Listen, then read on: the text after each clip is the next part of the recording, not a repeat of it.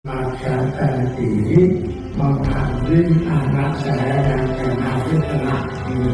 Tolong dibuka. Oke, saya ulangi 3 kali. Pak Khairul, tolong dibuka. Kalau sudah dijanjikan. Oke, ini nanti kita akan masuk ke dalam. Ini kami berdasarkan surat perintah.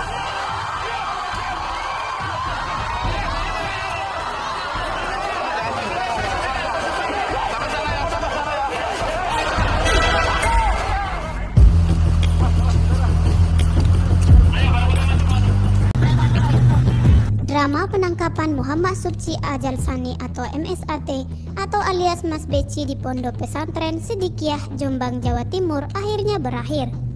Anak kiai tersangka pencabulan santriwati tersebut menyerahkan diri pada Kamis 7 Juli 2022 malam. Berbagai fakta-fakta mencengangkan di balik kasus pencabulan yang dilakukan oleh Subci atau Mas Beci pun terungkap. Adapun fakta-fakta tersebut adalah sebagai berikut. 1. Pada tahun 2019, MSAT dilaporkan ke Satreskrim Polres Jombang. Dugaan pencabulan yang dilakukan MSAT saat santriwati tersebut melakukan tes wawancara di perusahaan yang dipimpin MSAT. Dalam SPDP tersebut ditetapkan sebagai tersangka dugaan pencabulan santriwati. Namun, polisi kesulitan menangkap tersangka MSAT hingga akhirnya kasusnya diambil alih oleh Polda Jawa Timur. 2. Pada 4 Januari 2022, Kejati Jawa Timur telah menyatakan berkas perkara dugaan pencabulan dengan tersangka telah lengkap.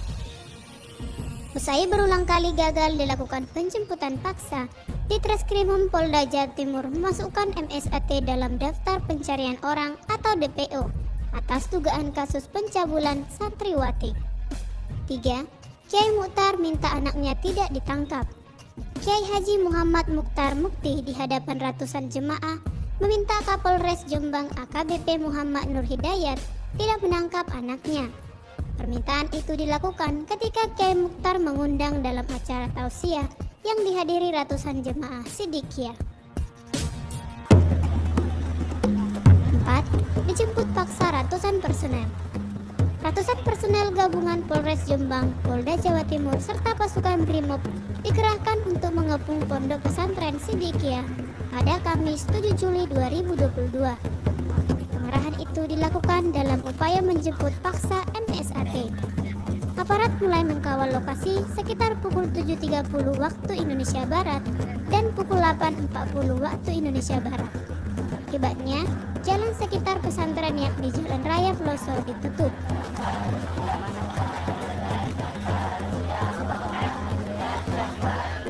Terima kasih Bapak Ibu semuanya ya, karena sudah kami tunggu hampir 1 jam tidak ada jawaban.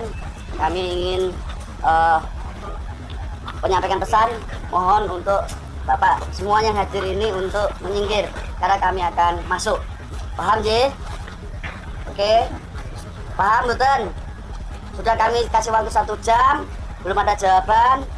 Kami akan mengambil keputusan bahwa kita akan masuk. Monggo mundur.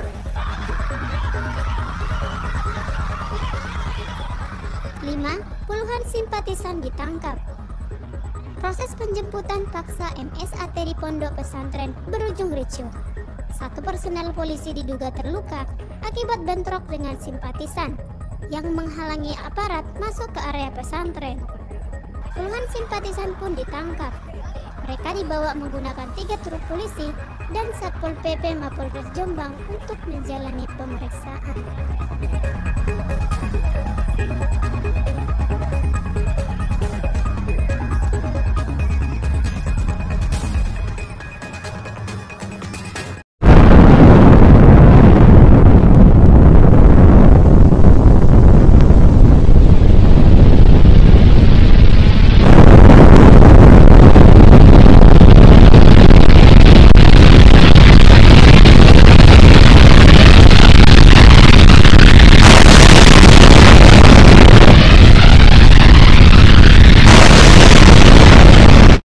Assalamualaikum warahmatullahi wabarakatuh. Kembali bersama saya Zulkarnain El Maduri. fa inna ahsanal kalami kalamullah wa khairul huda huda Muhammad wa syarrul umuri muhdatsatuha fa inna kulla muhdatsatin bid'ah wa kulla bid'atin dhalalah wa kulla dhalalatin finnar. Mungkin semuanya sudah mendengar sebuah peristiwa di Pondok Pesantren Siddiqiyah Jombang ya. Seandainya pondok pesantren itu milik Wahabi, sudah pasti seluruh aswaja akan mengeluarkan berbagai macam pernyataan. Itu bisa diramalkan. Karena ada satu kasus saja di Wahabi yang tidak ada kaitannya dengan asusila, terkait dakwah saja. Seluruh aswaja itu pasti ngamuk gitu. Bahkan beritanya simpang siur. Contohnya seperti berita yang dilontarkan oleh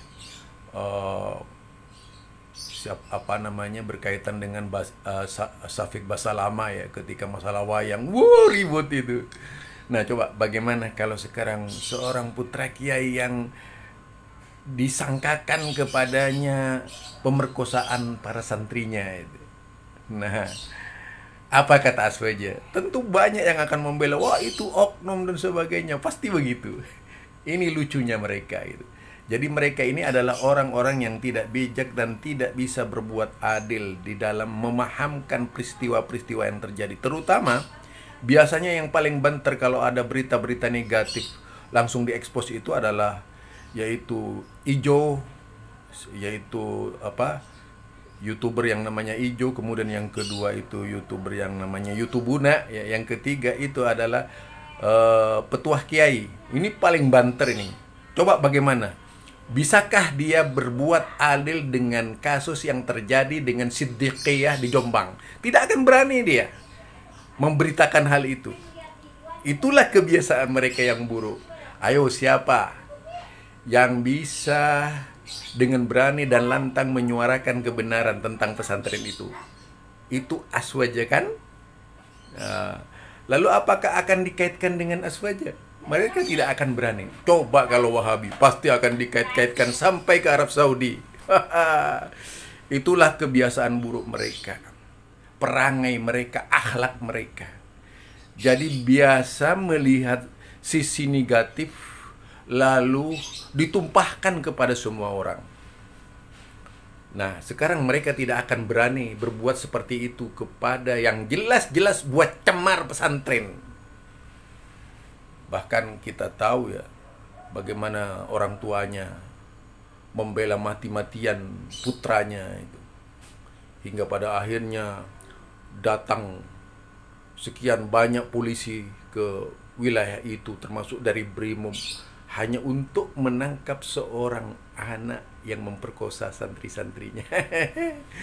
Nah, ayo bagaimana aswaja? Nilai sendiri. Assalamualaikum warahmatullahi wabarakatuh.